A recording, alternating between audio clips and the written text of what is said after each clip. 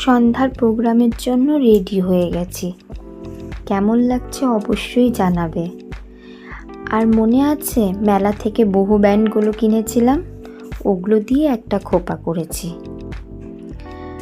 আর এদিকে মেয়ে আর তনয়ও রেডি হয়ে গেছে। যাচ্ছি ভবনে। প্রোগ্রামটা তো বাড়িতে হচ্ছে না, হচ্ছে ভবনে, তাই সবাই মিলে গেটের সামনে দাঁড়িয়ে টোটোর অপেক্ষা করছি। আর আমার পাশে এই যে যাকে দেখতে পাচ্ছ, ইনি হচ্ছেন আমার বড় কাকি শাশুড়ি। ভীষণ সুইট একটা মানুষ।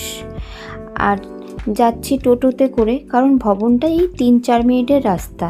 আর এতটাই গরম ছিল যে হেঁটে যাওয়ার মতন অবস্থা ছিল না। আসলে অন্নপ্রাশনের যে সকালের অনুষ্ঠানটা ছিল সেটা 2 দিন আগে হয়ে গেছে। আর শিলিগুড়ি থেকে কুচবিহার এতটাই দূর, আর নিজেদেরও অনেক প্রবলেম ছিল, তাই সকালের প্রোগ্রামটা অ্যাটেন্ড করতে পারিনি। তাই 2 দিন পরের রাতের প্রোগ্রামটাই অ্যাটেন্ড করতে পেরেছি। আর ওই যে দূরে যিনি বাচ্চা কোলে নিয়ে আছেন, তিনি হচ্ছেন আমার ছোট কাকি শাশুড়ি। ভীষণ সুইট আর ভীষণ শান্ত। উনারই মেয়ের অন্নপ্রাশন। আর পুচকিটাকে দেখেছো কি শান্তভাবে সবার দিকে তাকিয়ে তাকিয়ে দেখছে। আর ভিডিও করা হয়নি, একদম খেতে বসেই ভিডিও করছি। তো কাকি শাশুড়ি আর কাকা শ্বশুরকে নিয়ে খেতে বসেছি। আজকের ভিডিওটা এইটুকুই। টাটা।